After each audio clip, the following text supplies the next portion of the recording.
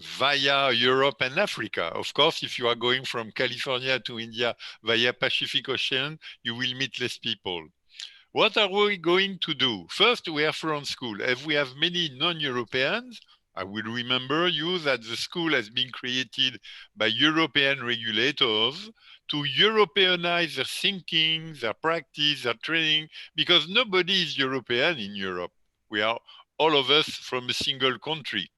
This was 16 years ago. And 5 years ago, we thought, why to be only European? So we started to think and act differently, and we created FSR Global, Non-European Affairs. And we have an office in New Delhi. You will see in a moment whom is sitting in this office. And this spring, everybody will understand why, this spring we decided to go fully digital. All our events are digital. The first one is today, the first one of the new series. We did test 20 digital events, spring and summer. And this new FSR event today is called FSR Talk. We invite an expert, and everything is around this expert. Today, the expert is Ahmad Faruqui. Ahmad is consultant, a leading consultant in the US in decades. He wrote more than 100 papers on very interesting regulatory issues. And we will discuss with him what's the future of US utilities. Even why should they have a future? 20 years ago, Google, Apple were only startups. Amazon was not, Amazon also. Facebook was not existing. Tesla, Netflix were not existing. Why should utilities still exist in the future and doing what? In the US. But then we will ask Clara Poletti. Clara Poletti is Italian regulator. She is also the chair of the board of regulator as the European Agency for Energy Regulation. We'll ask Clara. Ahmad is saying this, but in your practice, you are a regulator since 10 years. Is it true that it's also happening this way in EU, or it could happen this way in EU? Do you think that the recent crisis in California is confirming or not what Ahmad is saying? Then we will go to Stefan. Stefan is a kind, I said British icon in the blah blah, but he's a world icon because even he got his PhD in Austin, Texas. And he has been a regulator also for 10 years, but looking at everything in the world because he was a kind of founding father of incentive regulation. We have to give incentives to companies to perform better, but we also have to give incentives to consumers, to individuals to perform better. He was also the founding father of retail competition, with many of our friends, for example, in the US, saying, "Wow, why retail competition is useless." So Stefan will tell us if, at the world level, Ahmad is seeing the big picture or only the US one. And then we'll go with Swetha in New Delhi. Swetha is the head of FSR Global. She is Indian. She did study in Germany and Sweden before working in private sector in the Netherlands and joining Florence School. And she will tell us if, seen from India, Ahmad is speaking the key things or not.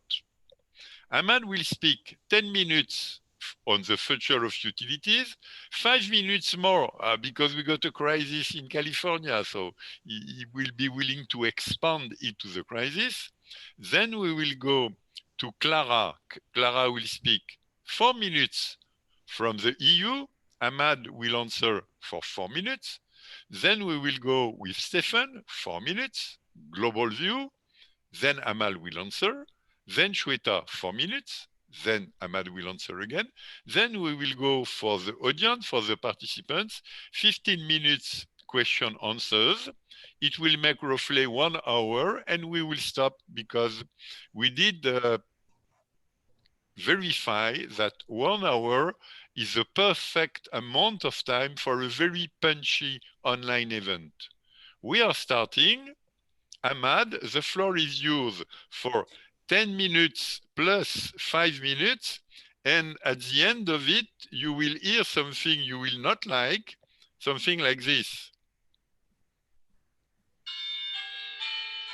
Oh, okay, got you. I heard that loud and clear. And that is saying, no, you have to stop.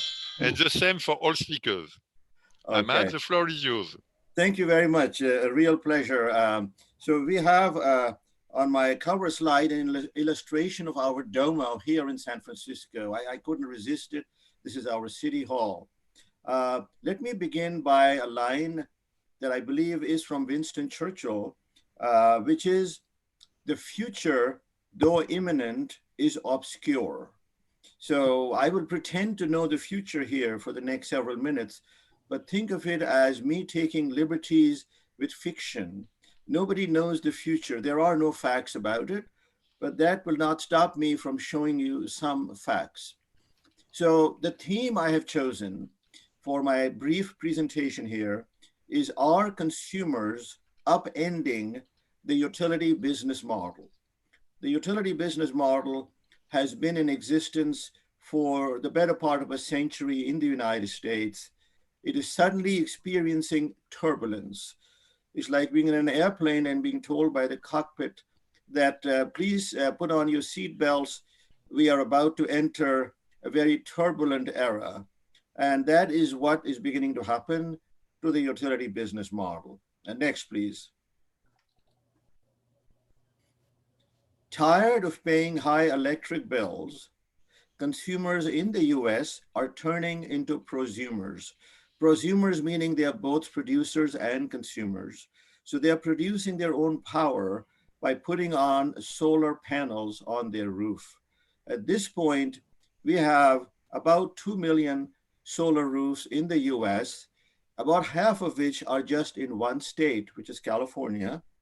And if you go further west to Hawaii, you will find that 1/3 of the houses there have solar roofs.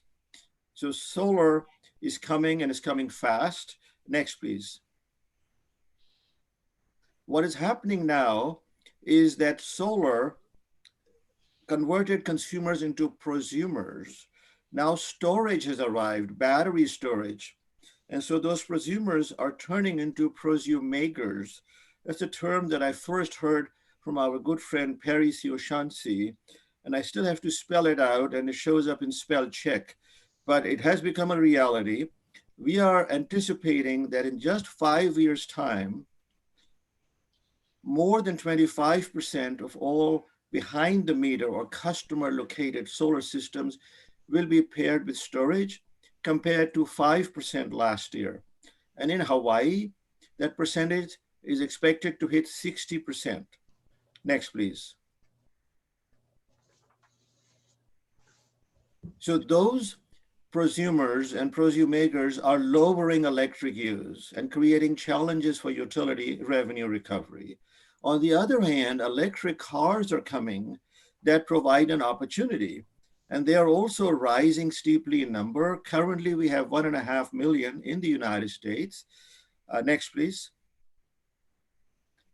Just in 10 years' time, in one decade, the number could rise to 20 million or 30 million or 35 million, but just about everyone agrees, even the most conservative projection, that it'll be at least 10 million. So rapid penetration of electric cars provides revenue opportunities for utilities besides promoting clean air, and that's causing excitement. On the other hand, you have solar and battery storage causing panic. Next, please.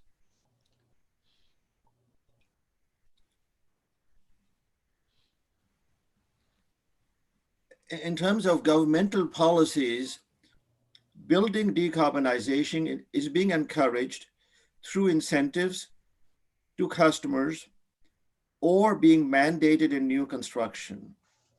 Utilities are encouraging the adoption of heat pumps for space heating and water heating. In a few cases, utilities are ensuring that new homes are built as all electric homes.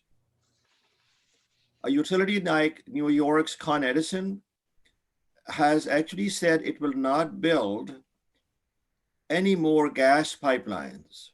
The same is being said about California. If gas pipelines are not built, then the new homes that are constructed in those areas where pipelines otherwise would have been built, those homes will have to be all electric. And so, in addition to domestic emphasis on decarbonization via heat pumps, in a few cities in the US, they have banned the use of gas for cooking in restaurants. That's causing some revolt to occur because there are some cooks who believe that you can only cook good food with gas. And so they are suing those cities who are imposing those ordinances. We don't know how it'll play out, but certainly politically, there is a big movement towards pushing clean air, pushing decarbonization and electrification of buildings. Next, please. Of course, that brings up the question of what lies ahead. As consumption slows down due to solar, due to battery storage, and due to energy efficiency, for example, LEDs, utility revenues shrink, but costs do not shrink. Therefore, utilities raise rates. As they raise rates to recover their fixed costs, more consumers become prosumers. As the number of prosumers rise, utilities mandate time of use rates, turning prosumers into prosumakers with batteries. As renewable resources are added on the supply side, power supply requires fast ramping up and down. How do you cope with that? You either have battery storage, very large scale, or you need demand flexibility, or grid reliability goes out the window. Next, please.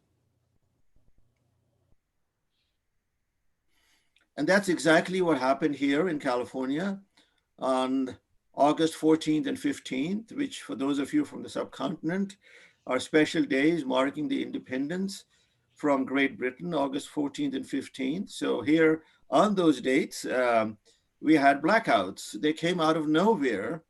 And even the governor of California was only informed about the blackouts with less than 10 minutes to go. It was sudden, precipitous action. We all know why it happened. I will not go into those reasons. Happy to discuss those later on if there's time. But what it brought out was the fact that it is becoming more and more difficult to balance demand and supply in real time when you have a lot of dependence on renewable energy. If the sun doesn't shine as much because of a thick cloud cover, if the wind stops blowing, so the windmills are not producing power, and then you coincidentally lose a natural gas plant, then what do? Well, the only option is to cut off power. Otherwise, the grid will become unstable. It'll cascade and it'll be a massive, colossal shutdown. So that's what California did. It was not appreciated by any of the customers. It was not appreciated by the governor. And it shocked people and it reminded them of what had happened when the energy crisis took place almost 2 decades ago.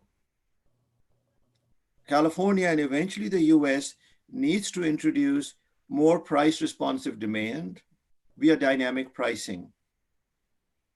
Unlike 20 years ago, we now have the smart meters.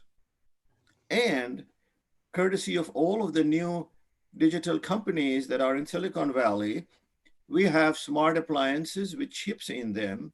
We have smart thermostats. We have all types of new technologies from the smartphone to energy controllers. So we can actually send prices to devices. It's just a question of time. Next, please. And so that completes my presentation.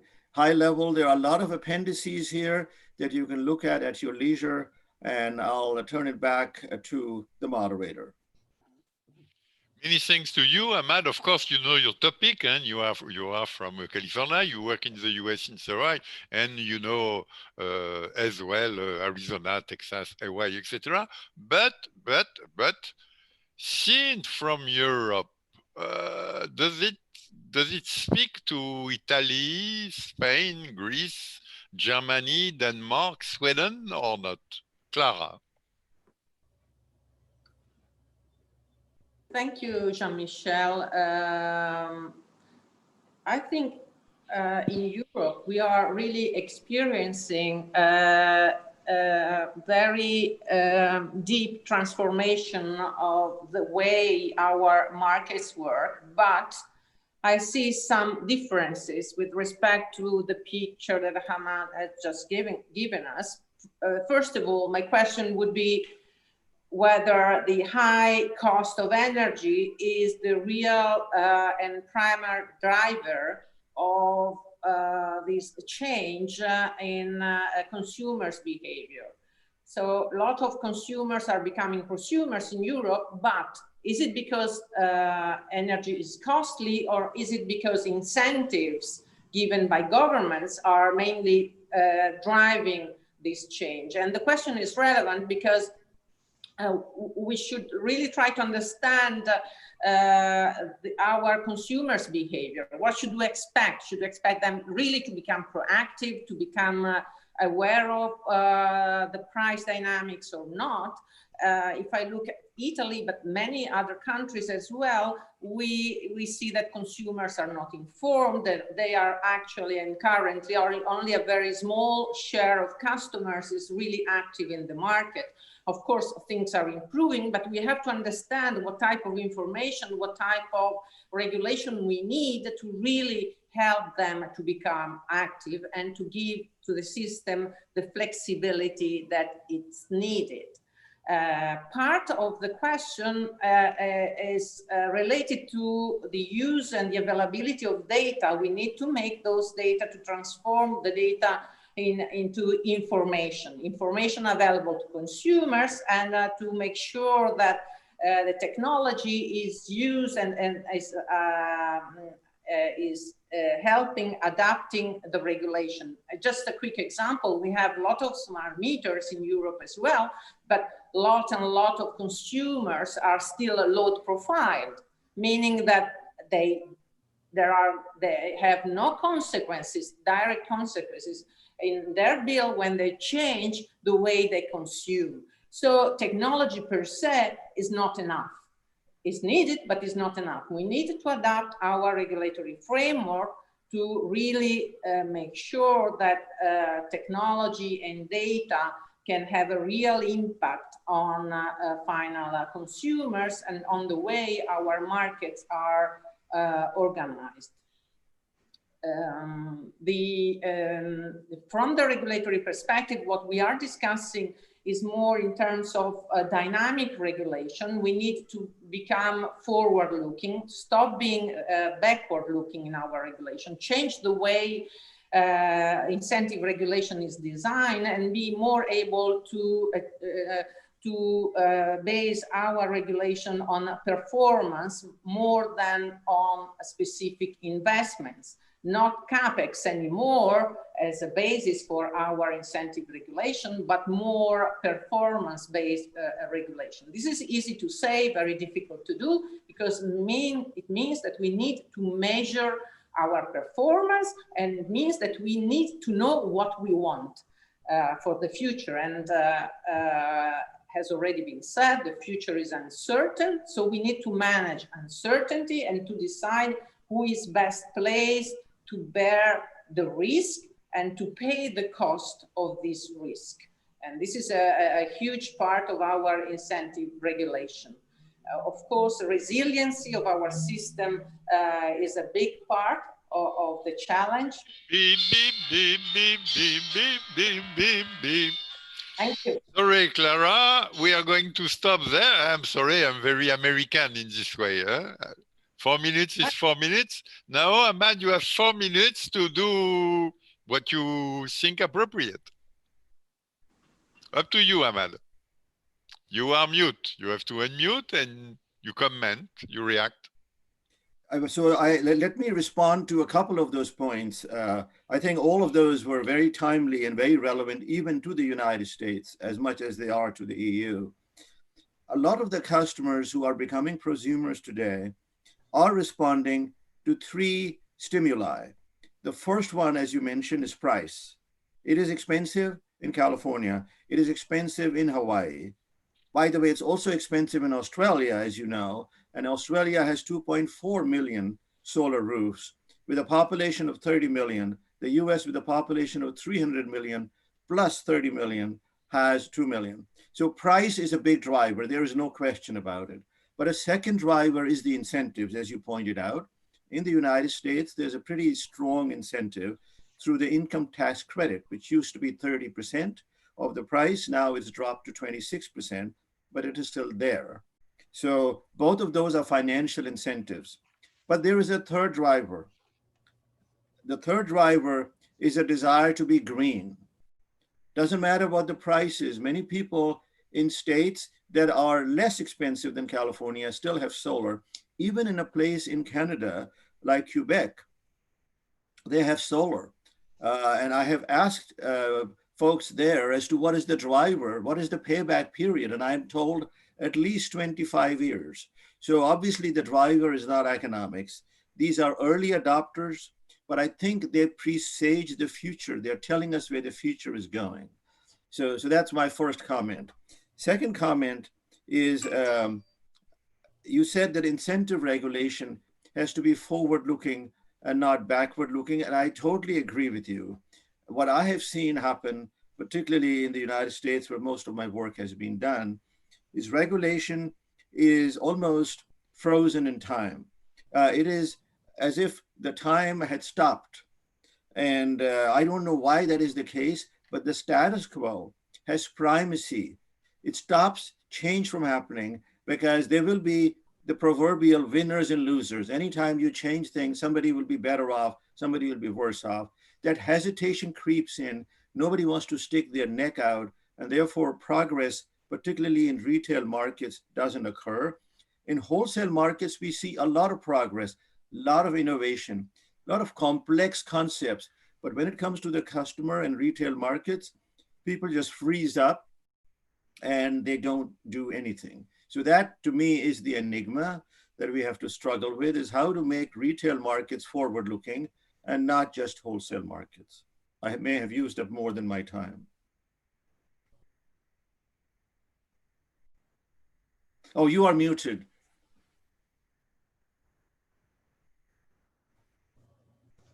You're muted. Mute. I am restarting. I was saying, no, you add 1 minute, but I'm taking the minute and I'm jumping to Stefan. Stefan, okay, we have a regulation in EU, we have a regulation in US, we have a policy in EU, we have a policy in US. Why should we care about this? Because what are the genuine trends regarding people and markets? Up to you, Stefan. You think I know what are the genuine trends in markets, do you, Jean-Michel? That's very flattering. I don't think I'll answer that question, but I'll get round to asking what we should do about markets here.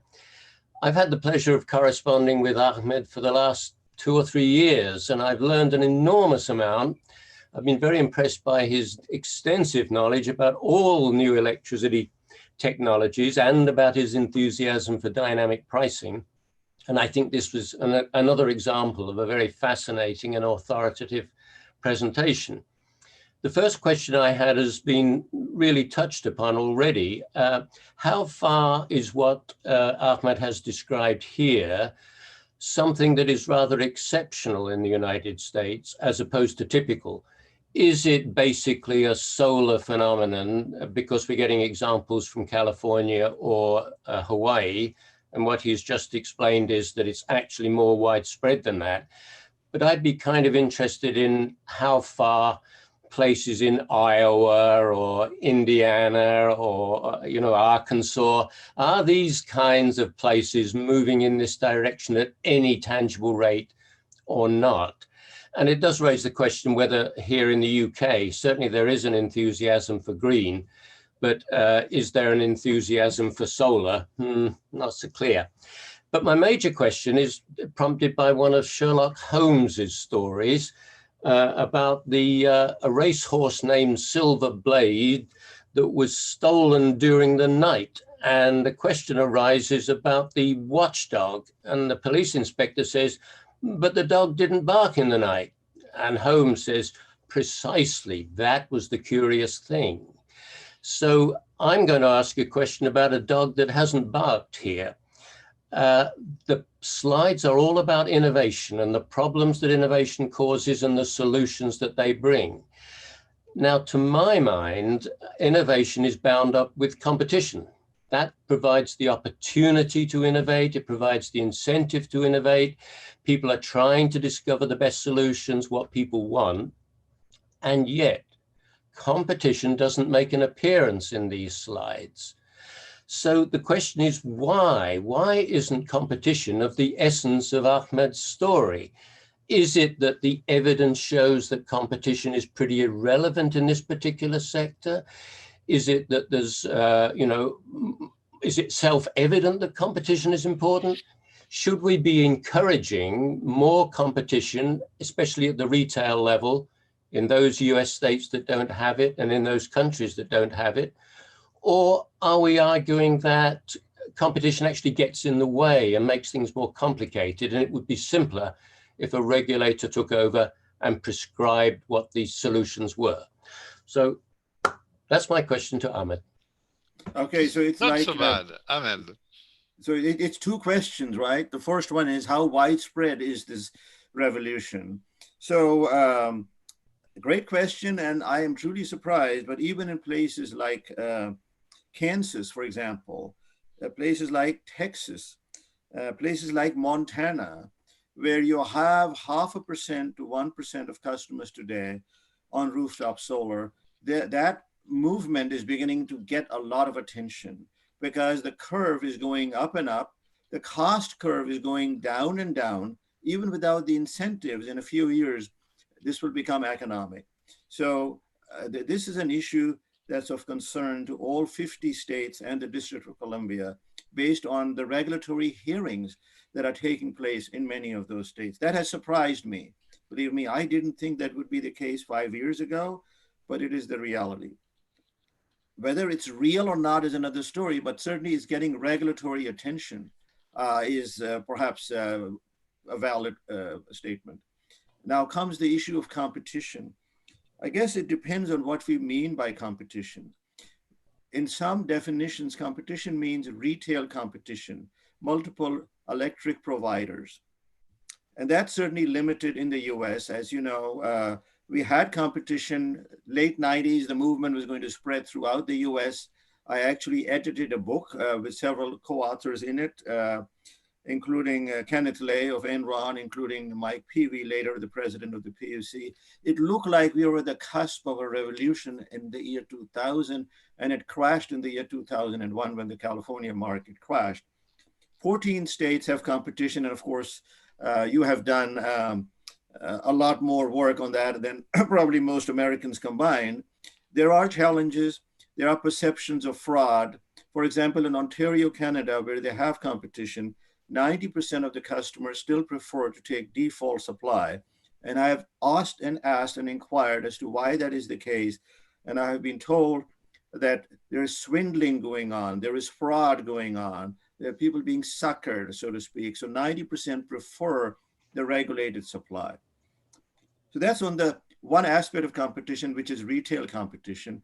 But while we may be philosophically debating that issue for some time, the reality is it's not there. However, that doesn't mean that competition of the other kind is not there.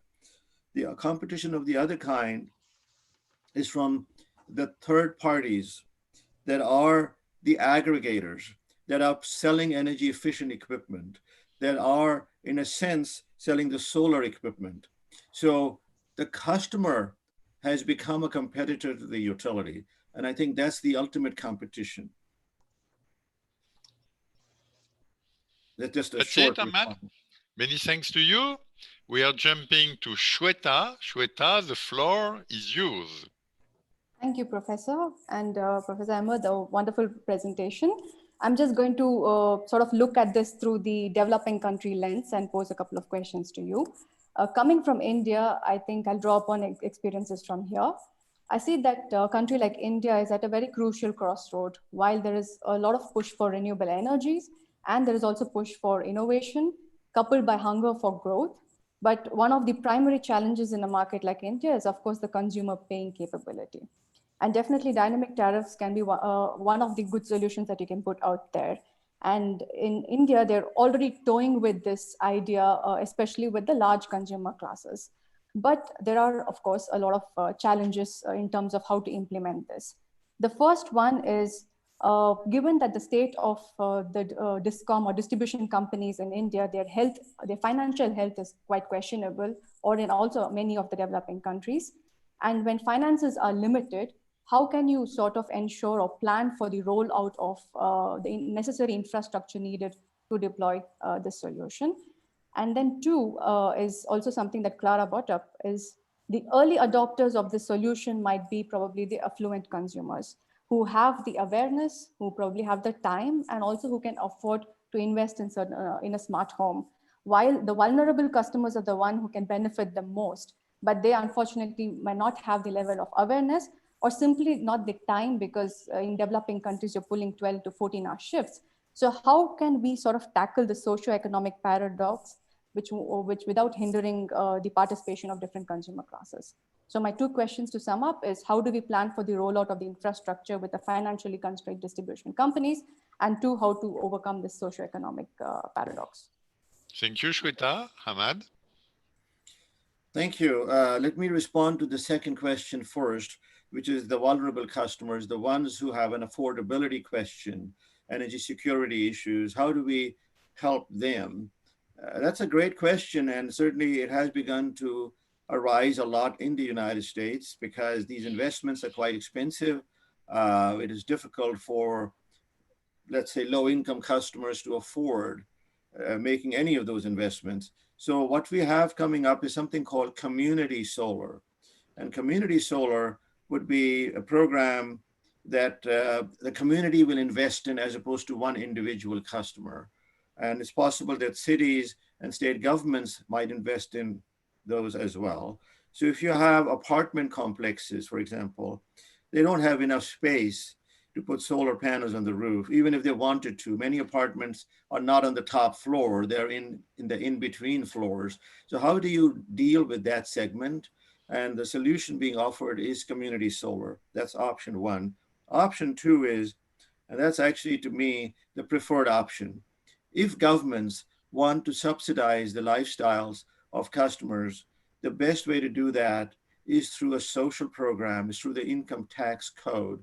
It is through subsidies. It is not through the price of electricity, and it is not through programs specifically tailored for customers based on their income status. However, that's just my viewpoint. It is not practiced anywhere from what I've been told. Everyone says, yes, that's the economist's dream, but nobody does it. So become real, come up with something that people can actually do. And the solution that's put forward then is, okay, let's give them grants through the utilities. Let's provide them credits on their bill. For example, for energy efficiency investments. In the US, something that is very common is if you are below a certain income threshold, you are provided free weatherization assistance. If you're above 65, you're a senior citizen and you're on Social Security, I'm told some utilities will also change your appliances for you free of charge and give you the most efficient appliances possible. Obviously, somebody is paying for them. It is the other customer who is paying for them. It's sort of a hidden tax on the other customer. So it's controversial, but it becomes a political hot potato, so to speak. So there are no easy answers, but people are certainly aware of the issue and they're trying to work on it. And I believe your first question had to do, I'm not sure I followed it completely, but did it have to do with creating the institutions to make these services available, like solar and storage? Or would you please restate that question? Yes. So it was how to plan the rollout of the infrastructure needed to deploy something like dynamic tariff when the DISCOMs or the distribution companies themselves are financially constrained. So how would you prioritize? Excellent. So the infrastructure for dynamic tariffs, the first thing is technological, which is the smart meters. Without the smart meters, you cannot have dynamic tariffs. That's expensive to do and a cost benefit analysis is to be carried out, but that's step number one. That's what all states in the US have done that have rolled them out. They have done a cost-benefit analysis. However, it doesn't stop with that, because despite having smart meters, and this is partly touching on a point that Stephen raised, which is that is this an exotic kind of a thing, or do people really do it? So in the US, we have 135 million customers, just roughly speaking. 100 million by December will have smart meters. Only 4% will have any kind of time varying price. And when it comes to dynamic prices, I would say the number is less than 1%. So why is that the case? That is an infrastructure question, but it is not a technological infrastructure question. It is what I'm calling the infrastructure of the mind. It is the lack of will. It is the fear of the unknown. And that's what I was referring to when I said regulators are frozen in time. They're afraid there will be a hue and cry and a protest on the streets, and that'll shut the whole thing down. California should have implemented dynamic pricing 10 years ago. It didn't, even though the president of the commission at the time, Michael Peavy, was a strong advocate. So I had a long conversation with him as to how come this didn't come to pass. And, you know, I respect him. He's obviously a very well-recognized person, 12 years head of the California Commission, the president of the commission. And his response to me, which is published in the Fortnightly, was that there was no strong advocate on the staff of the commission. But I said, you were the president of the commission. He said there was no strong advocate in the legislature or the governor's level. So that's sort of where it's sort of a puzzling situation. And I think perhaps the best person to respond to that would probably be Professor Littlechild, because he's been closer to those issues of dealing with governments. I have, the only time I got was 10 minutes with Governor Brown. I tried to make a pitch, but it was distracting and it didn't go anywhere. So it's a political conundrum. Everybody knows what needs to be done. The technology is there, the ideas are there, the papers have been published, the books have come out, webinars like this have taken place over and over again. But why doesn't the message get through to the decision makers? I think that's the enigma here. Sev, you got 2 minutes. If you want to say something, 2 minutes. Just to agree with Governor Peavy, I can see all these pressures. And they're not just coming from the politicians and the legislature, they're coming from companies in the industry that may have disadvantages in this, consumer groups that may have problems as well. And this, it seems to me, is one of the problems with regulation generally, that it's very difficult to get anything new done. And once you get something done, it's very difficult to change it subsequently as, you know, it costs and the situation changes. And that's why I'm interested in competition, because it seems to me the more that is open to competition, the more scope there is for companies and customers to do their own thing without being restricted by regulatory permissions. Clara, anything to say? 1 minute? Just some numbers on this dynamic price. In Italy, you know, we have a full deployment of smart meters, and customers can choose their suppliers, so retail competition. And now customers have actually chosen their offers on the free market. 75% of households, they have chosen flat rates, fixed rates. So maybe they are time of use, but fixed for 12 months. So when you leave the customer free to choose, at least in some countries, they move back to far away from volatility. They don't like volatility. Okay, then that's it. We are jumping into Q&A. Which way? I'm jumping into Q&A, so I'm taking as it is. Lucas is telling us, monomile rate model creates a heavy cross-subsidy, and introduction of storage has the potential to aggravate this issue. How would regulators address this threat? But it's to you, Ahmad, to answer, and not to the regulators. How would regulators address the cross-subsidy issue, I believe was the question. Yeah. cross subsidies created by these new technologies. Yeah. So, for example, if we take the case of solar, and a customer puts solar on the roof and their bill goes down virtually to zero, they're still connected to the grid, but they're no longer paying for it because the rate they were on was a volumetric rate. And so their cost didn't change at all, the fixed cost. Their bill went down to zero. So the other customers have to pick up the tab. And that's the cross subsidy, I believe, that's being asked. So the solutions I'm aware of involve changing the rate design so that that customer who has solar has to pay a minimum bill. And that, by the way, is the solution that a utility in Texas, which is not part of ERCOT, it is the old traditional utility model there, El Paso Electric, right on the border with Mexico, a large city. They have customers in New Mexico as well as in Texas. They have a $30 minimum bill now for solar customers. So, your bill could go down to zero, but you still have to pay $30. That's a way to preserve that they pay a fair share of their cost. That's one approach. In New York, the approach they have come up with is slightly different. It is based on the size of the panels. So if you have a 4 kW panel on your house, you will pay a certain amount for each kW. Let's make up a number. Let's say it's $5 per kW per month. So they will pay $20 a month. And that's, in a sense, an attempt to recover the fixed cost. So those are two examples. There are many others. Some of them involve time of use rates. Some of them involve having a higher fixed charge. And then the option that I believe most utilities are supportive of these days in the US is to introduce a demand charge or a capacity charge that will be based on the demand that the customer is imposing on the grid.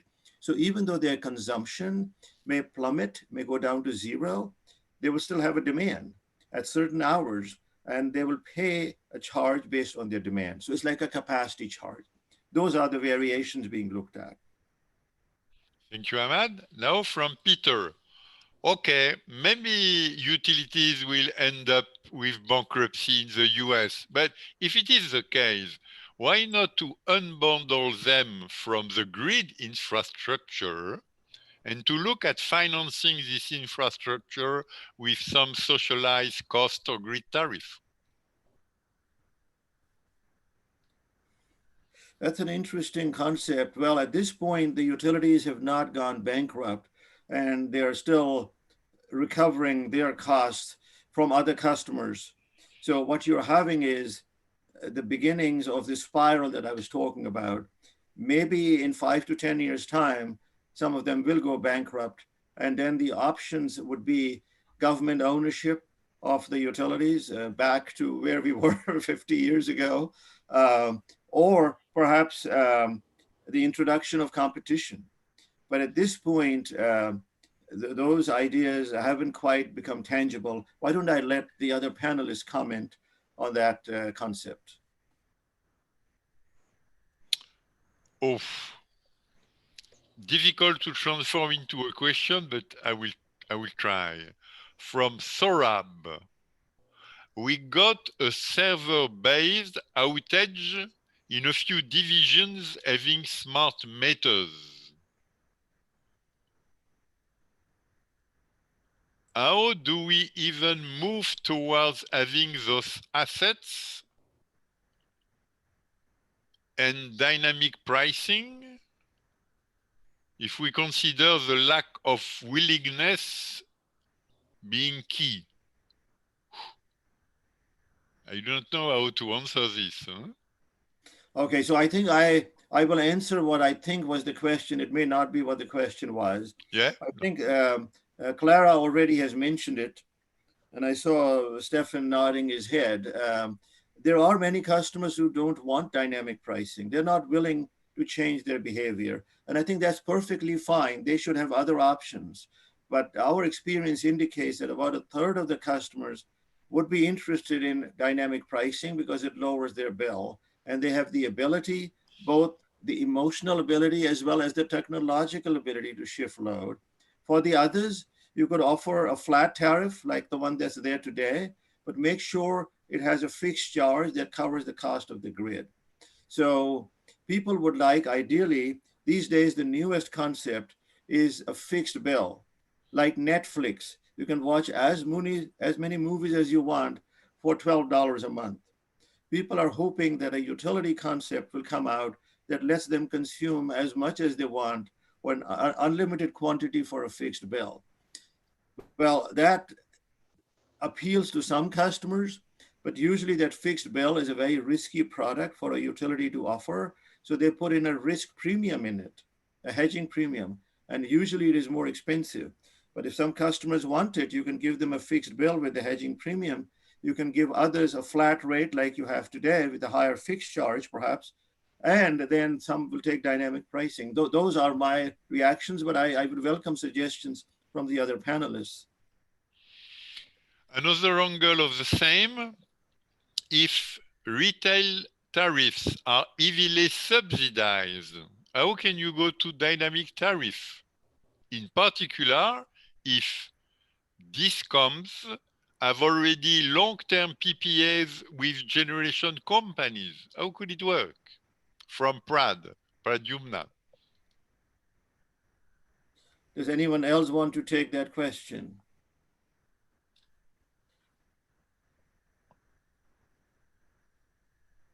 Ding, dong, dong. Up. We jump to Thomas. Thomas. Pam, pam, pam, pam. Oh, but Thomas is roughly saying the same, but even amplifying it. In many countries, tariffs are below cost. We have high losses, technical and non-technical, inadequate supply, non-performing operating and maintenance. So is this the key to address or something else?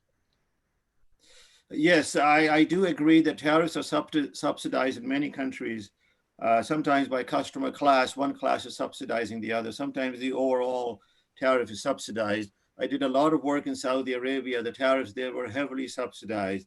They were the equivalent of $0.015 per kilowatt hour, and then they wanted customers to conserve. You cannot expect them to conserve when the tariffs are so heavily subsidized.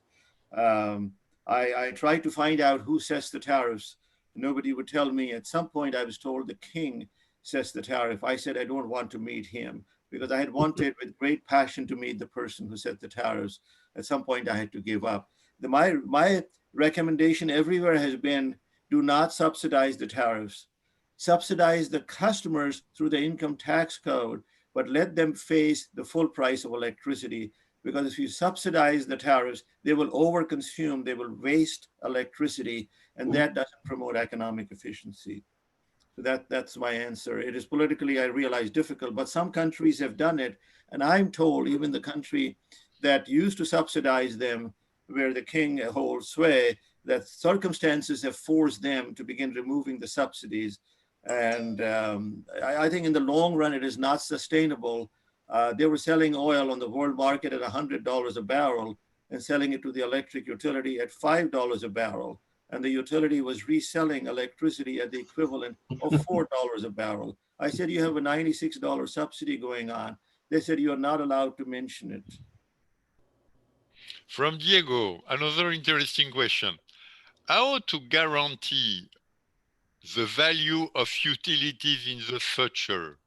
How to have a sustainable value for utilities in the future when they are on a highly competitive renewable market? Good question. I think that is a great question for one of the regulators. Regulators, are you willing to say something? Why do you want to guarantee? Who are we talking about? Why don't these people compete? Are we talking about different non-competing entities? Yes, Clara? On my side, if we're talking about the grid operator, that's a monopoly, and for sure there is a point of cross-subsidy there. We have to make sure that everybody pays his own share of the cost because they are fixed costs, and so that's a matter of rate design. Apart from that is market and competition. Thank you. From Mike, something else. How do we manage the inputs from prosumers, their EV charging, all the electric homes in order to avoid problems on distribution networks? So, Swetha, do you want to take that on? No, I'll let you go ahead. Thank you. So, would you please repeat the question? I will try to. Huh? How do we manage all the prosumers' inputs, plus EV charging, plus all electrical homes, to avoid problems with the distribution networks? Oh, excellent, excellent. Yes, I mean, it's certainly becoming a big problem in California, where one of the utilities has said that they will need to invest $2 billion in infrastructure upgrades to accommodate the two-way flow of power that occurs when customers become prosumers. And certainly when a customer gets an electric car, they essentially increase their load by 50%, and depending on what car they got, it could be another 100% increase in load. So the transformer on the pole near the house may blow if all the customers around that pole get electric cars. So there is a cost recovery issue, and that issue will have to be dealt with by regulators. It will not be a trivial amount. On the one hand, it looks like people are using energy more efficiently, so you should have less investment in the infrastructure, but actually it may require, in some cases, more investment. Thank you, Ahmad. From Raj. But of course, you cannot know. Raj works in the US for a state regulator.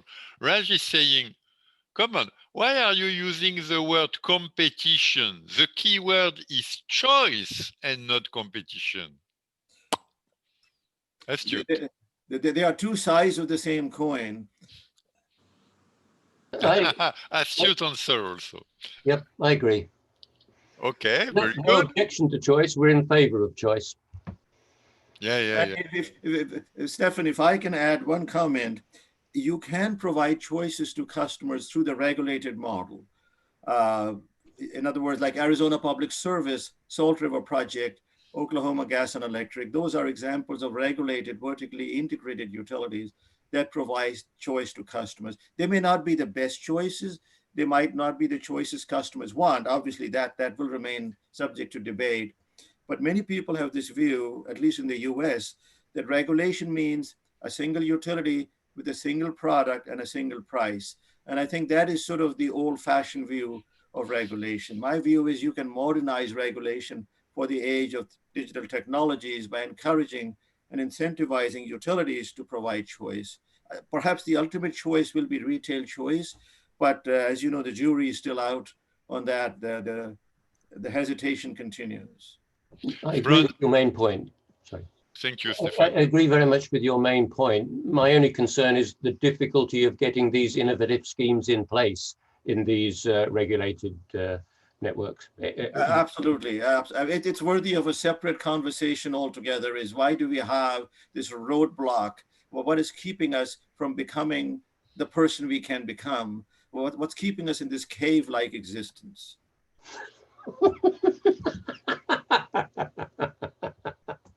I'm sure I'll get into trouble for saying the things I'm saying here, but it's early in the morning. Not with me. A question from Anup from IIT Kanpur. Very good evening, Anup. Anup is saying, it has been pushed. That's very funny because they can push their question and sometimes they do, and I'm losing it. Anup has different questions, but the one I'm finding it again. So Anup is saying, are utilities themselves jumping into the business of solarization of their customers? And is there any value to tap for their business? Good question, huh?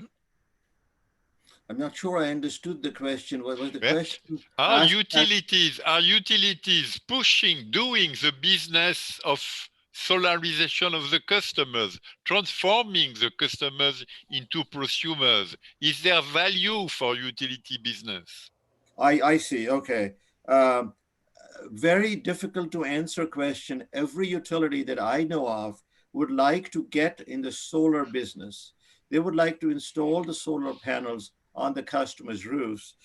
But as Stefan said, that's where competition is really there.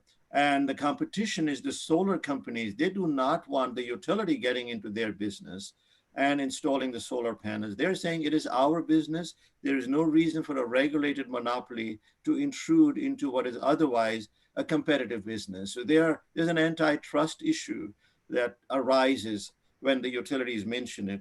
I'll give you one other very quick example. Energy efficiency has been the big opportunity for decades. And states in the US have set targets for how many customers should be energy efficient customers. In one state, the target was only being met by 50%. This was the state of Washington. So the utility said, how about letting us install the energy efficient equipment by leasing it to the customers? And we will make sure that we provide the financing on the customer's bill. That'll overcome a major barrier. We'll provide the maintenance as part of the deal. We will do the research and give them the most efficient appliances that'll meet the target. Well, the contractor said, no, this is our business. You stay out of it. This is a competitive business. So again, it's one of those, what do they call them? Fault lines in the industry where things are falling through the cracks. Things don't happen because the utility cannot do it. The private sector alone cannot do it. And it becomes a question of who should we blame for not doing what society wants to have done. The last one will be from Mark, Alberta, and it is addressed in a chapter Stefan wrote for the handbook I'm publishing next year with Paul Joskow, MIT, and Michael Pollitt, Cambridge, the handbook of electricity markets. But I would like to know the opinion of Ahmad. It's a classical question. In Alberta, we have both retail competition and a default tariff. So retail competition is not really picking up. What should we do to suppress the default regulated tariff or something else? I'm sure I have a different viewpoint on that than some of the other respected panelists. So my view is that it is always good to have a default tariff, but I have people within my own firm who disagree with me. Their view is it gets in the way. So just go and do what Texas did, which is mandate choice. Now, there is such a thing as mandating choice. It's sort of a bit of an oxymoron, but they eliminated the default option. And then there are 14 other states where they have default tariffs, and most customers stay with the default tariff. I mentioned the example of Ontario as well. Is the default tariff sufficiently creative? That's subject to debate. It probably isn't. So as I think about this issue, I honestly admit I don't have what I would say is a convincing answer. And I'll turn it over to Professor Littlechild to see what his views might be. But we have no time to have the answer from Stefan. I think you know, Alfred. Next year, you will get the chapter. The chapter is fantastic, very clear, very convincing. And the name of the book will be Handbook of Electricity Markets, published at Edward Elgar Publishing. Editors, Joskow, Pollitt and me. Now I'm going to conclude. I would like to remember to the audience that it is the first of a kind. Every week, Florence School will have a particular type of free online event for free. You will get all over the year 40 events of 4 types. This is a talk. Next week, another one. If you want to know more, go to Florence School of Regulation, Google it, you will see. Apart from these free online events, you can go for training. We have fully online training, fully interactive. You will not sleep on your computer. We will wake you up. We have tricks to wake you up. And we train about 1,000 people every year from Peru and Canada to Indonesia and India, going through South Africa and Egypt. And even if you are from a low-income country, you can ask for a free ticket to entry. We also did give free seats to Latin American women to help them having a better career or pushing the walls. Because we are a progressive schools, we think that we have to offer free seats to people having something to do with the knowledge. We think that the knowledge has to be shared at the world level, and we are totally open to discussion and opportunities. Now, we are going to end. I'm very sorry because I love discussing. If you know me, you can imagine the pain of not asking any question at all. But I was preferring to get Clara, Stefan, and Swetha asking their own illuminating question. Of course, I heartfully thank Ahmad. I flirt with Ahmad since years in different ways. We never met, but sometimes the spirit are able to detect each other something. And Ahmad is not only good at his business, but I like also the way he travels in countries, he takes pictures. He's always saying something very interesting on the others, which is the proof of a great mind. I'm closing here. I thank Chiara and Daniela, our two goddesses or wizards, making everything online working. Many thanks to all of you. Good night in Asia, a good evening in Europe and Africa, and good day, good